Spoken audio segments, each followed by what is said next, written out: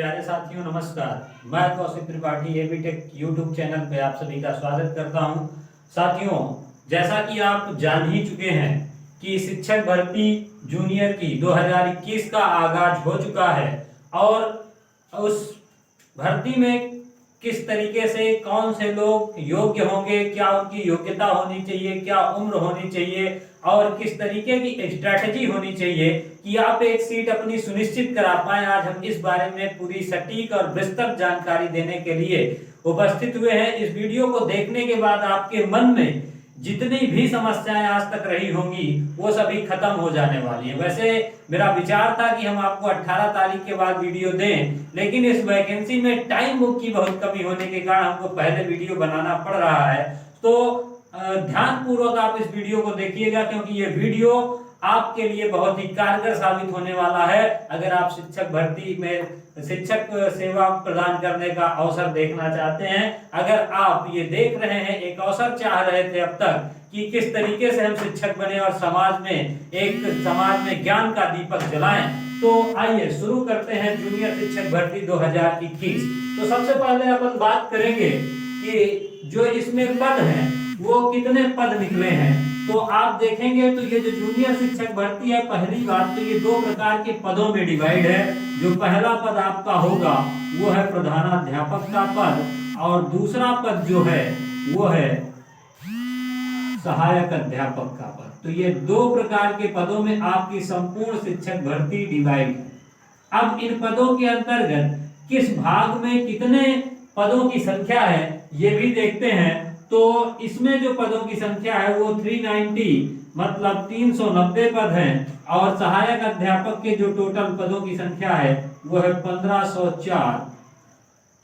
तो ये कुल मिलाकर के जो पदों की संख्या आपको मिलती है वो 1894 पद मिलते हैं, जो कि अपने आप में बहुत ही है। क्योंकि वैसे शिक्षक भर्ती काफी बल्क अमाउंट में निकलती है, लेकिन 1894 पद भी कम नहीं है। पदों की संख्या आवश्यकता अनुसार घटाई या बढ़ाई जाती है।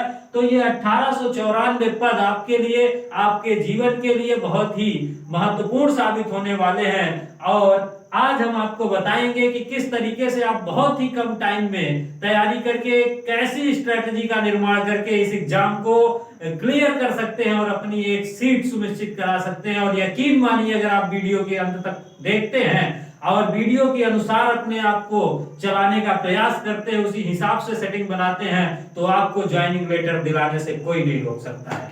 तो आइए शुरू करते हैं। सबसे पहले हम देखेंगे कि जो इस भर्ती का विज्ञापन है वो संपूर्ण विज्ञापन, खैर विज्ञापन आ चुका है, लेकिन अगर संपूर्ण आधिकारिक विज्ञापन की हम बात करेंगे तो ये 18 तारीख को यानी 18 फरवरी को आने वाला है।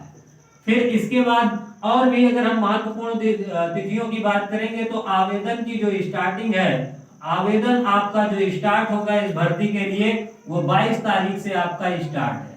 22 तारीख से आप इस भर्ती के लिए आवेदन कर पाएंगे। और इसके बाद जो अंतिम तिथि है आवेदन की अंतिम तिथि जो है आप 8 मार्च तक इस भर्ती में आवेदन की अंतिम तिथि है, मतलब यहाँ तक आप इसमें आवेदन कर पाएंगे। तो ये 2-3 तिथियां हैं जिनको आपको ध्यान में रखना है। और उसके बाद सबसे महत्वपूर्ण वो बात है जो कि आपको वीडियो इसीलिए जल्दी दिया जा रहा है क्योंकि इस भर्ती का जो एग्जाम का टाइम है वो बहुत कम है। मतलब विज्ञापन से लेकर के भर्ती प्रक्रिया पूरी होने तक का बहुत कम टाइम है। तो जो सबसे महत्वपूर्ण डेट आपके लिए है वो है परीक्षा तिथि। और जो परीक्षा की तिथि है आपके लिए यहाँ पर वो सिर्फ और सिर्फ 11 अप्रैल यानी 50 से 60 दिनों के भीतर टोटल 2 माह के अंदर आपको इस भर्ती का पेपर देना होगा। तो सबसे जरूरी बात यही है कि हमारी स्ट्रैटेजी इसमें काम में आएगी, क्योंकि पढ़ते बहुत सारे लोग हैं लेकिन सफल वही होता है जिसकी स्ट्रैटेजी उस हिसाब की हो जिस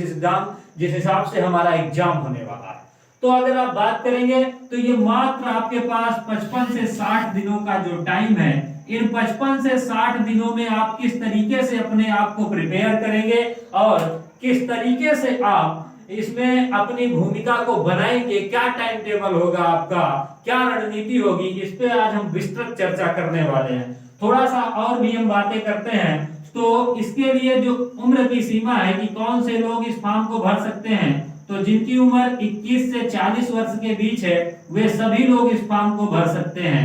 अब इसके बाद अगर योग्यता की बात करें तो ये जो प्रधानाध्यापक का आपका पद है, इस पद के लिए सबसे पहले योग्यता लिखते हैं तो जो क्वालिफिकेशन आपकी होनी चाहिए वो सबसे पहले आपका ग्रेजुएशन होना कंपलसरी है। आप ग्रेजुएशन होंगे, ग्रेजुएशन के बाद आपके पास बीएड या फिर बीटीसी या फिर डीएलएड जो भी है वो आपका होना जरूरी है। फिर इसके बाद आपको जूनियर लेवल का टीईटी या फिर सीटीईटी पास करना जरूरी है।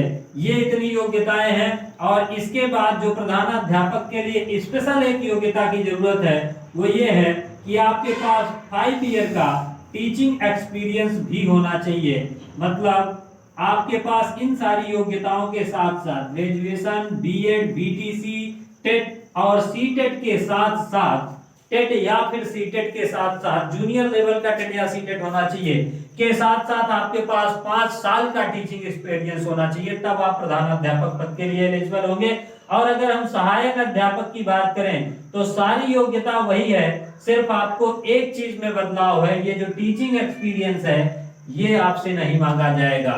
तो बहुत सारे लोग ऐसे होंगे जो दोनों पदों के लिए एलिजिबल होंगे, तो वो दोनों पदों के लिए फॉर्म को अप्लाई कर सकते हैं। और जो लोग एक पद में जिनके पास टीचिंग एक्सपीरियंस नहीं है वो लोग एक पद में अपना फॉर्म अप्लाई कर सकते हैं। तो ये हुई हमारी बात कि क्या योग्यता होगी, क्या उम्र होगी, लास्ट डेट क्या है और क्या कैसा है। अब इसके बाद हम बात करते हैं इसके पाठ्यक्रम की कि पाठ्यक्रम हमारा क्या है या फिर जो पेपर होने वाला है वो कितने वर्गों में डिवाइड है और आप किस तरीके से इसका जो शेड्यूल है पढ़ने का वो बनाएंगे। तो सबसे पहले ये देखते हैं कि आखिर में जो हमारे पास पेपर आने वाले हैं वो किस टाइप के होंगे या फिर किस प्रकार से विभाजित होगा जो हमारा प्रश्न पत्र है। तो सबसे पहली बात अगर आप देखेंगे तो जो हमारा प्रश्न पत्र है वो 2 खंडों में डिवाइड है। प्रश्न पत्र 2 खंडों में डिवाइड है। सबसे पहले खंड की अगर आप बात करेंगे तो जो अनिवार्य खंड है, अनिवार्य खंड में सामान्य अध्ययन आपका आता है। अनिवार्य खंड में सामान्य अध्ययन जो कि दोनों पदों के लिए, चाहे वो प्रिंसिपल का पद हो और चाहे सहायक अध्यापक का पद हो, दोनों पदों के लिए सामान्य अध्ययन की सबसे सटीक जरूरत है। मतलब इसको आपको देना ही देना है, ये कंपलसरी है। और इस सामान्य अध्ययन में आएगा क्या क्या, सबसे पहले आपका जनरल नॉलेज आएगा, फिर इसके बाद करंट अफेयर आएंगे यानी समसामयिक ज्ञान आएगा, और फिर इसके बाद आपको यहाँ पर यूपी स्पेशल भी पढ़ने की जरूरत है। और फिर अगर बात करें तो लॉजिकल रीजनिंग वगैरह भी आएगी, लॉजिकल रीजनिंग वगैरह भी आपको यहाँ पर देखने के लिए मिलेगी। तो UP special, current affair, GK और लॉजिकल रीजनिंग, और इसमें भी आपको साइंस भी पढ़नी है। तो साइंस आपके इस पेपर के लिए भी महत्वपूर्ण है, क्योंकि जीके के अंदर जीएस का भी पार्ट आएगा, मतलब सामान्य अध्ययन में जीएस का भी पार्ट आएगा, तो साइंस भी इसमें होने वाली है। अब इसके बाद अगर आपके चयनित खंड की बात करें तो उधर की तरफ आपको 4 तरीके मिलते हैं, मतलब 4 चीजें में से आपको किसी एक को चूज करना है। सबसे पहला आपके पास आता है भाषा यानी लैंग्वेज। अगर आप लैंग्वेज को देखेंगे, एक खंड आपको भाषा का मिलेगा, दूसरा खंड आपको गणित का मिल जाएगा, तीसरा खंड आपको विज्ञान का मिल जाएगा, और चौथा खंड जो आपको मिलेगा वो आपको मिल जाएगा सामाजिक विषय का। तो ये 4 खंडों में आपका दूसरा खंड बटा है। इन 4 खंडों में आपका दूसरा खंड बटा है। सामान्य अध्ययन के पेपर में आपके 50 क्वेश्चन आने वाले हैं और इधर से आपके 100 प्रश्न आने वाले हैं। मतलब जो पेपर होगा आपका टोटल उसमें 150 क्वेश्चन होंगे, और इसके लिए जो टाइम निर्धारित है ये 2 घंटा 30 मिनट, मतलब 150 मिनट ही निर्धारित है।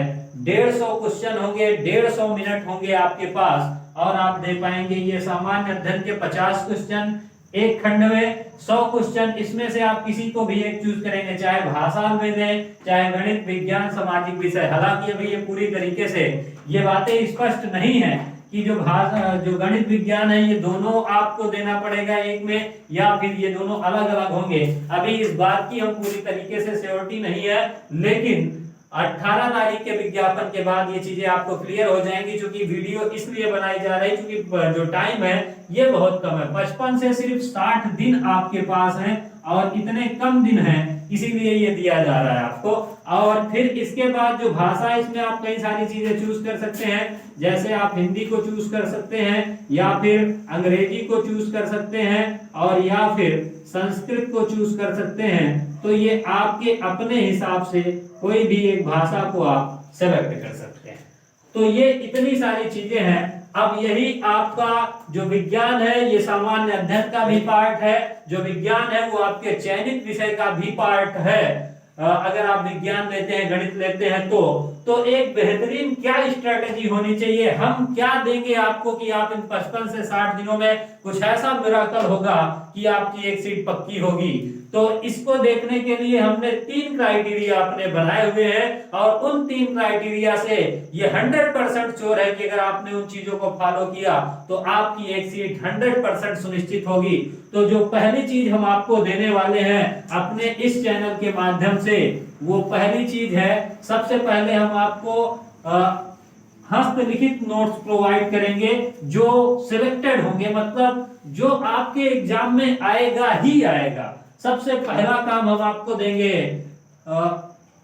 हस्तलिखित नोट्स, मतलब कोई प्रिंटेड नोट्स नहीं है कि हमने सिर्फ छपा लिया है कहीं से भी, ऐसा बिल्कुल भी नहीं है। आपको टीचर के द्वारा हाथ से लिखे हुए नोट्स प्रोवाइड किए जाएंगे। और फिर इसके बाद जो नंबर 2 होगा, हम सिलेक्टेड टॉपिक्स पढ़ाएंगे आपको जिनसे क्वेश्चन 100% आएगा ही आएगा, और इसके बाहर से क्वेश्चन आने की कोई गुंजाइश ही नहीं है। तो हम आपको सिलेक्टेड टॉपिक पढ़ाएंगे, हस्तलिखित नोट देंगे, और इसके बाद आपके पास प्रैक्टिस के लिए क्वेश्चन भी देंगे, प्रैक्टिस सेट, मतलब प्रैक्टिस सेट को भी हल करवाएंगे जो बनाए जाएंगे आपको, जिनसे आप अपने आप को जांच पाएंगे, और टेस्ट सीरीज भी आपको दी जाएगी। तो ये सारी चीजें हम आपको देने वाले हैं जो आपको यूनिक बनाती हैं। आप हमारे चैनल के साथ जुड़े हुए हैं और आप ये 100% यकीन मानिए, विश्वास मानिए कि जो इस चैनल ने कहा है वो आज तक किया है, और ये आपके साथ इस भर्ती में भी होने वाला है, और आप इस भर्ती में अपनी एक सीट अवश्य सुनिश्चित करा पाएंगे अगर इस हिसाब से, इस चैनल के हिसाब से चलेंगे और यहाँ पर बताई गई बातों को अमल करेंगे। इसके अगले पार्ट में हम आपको ये जो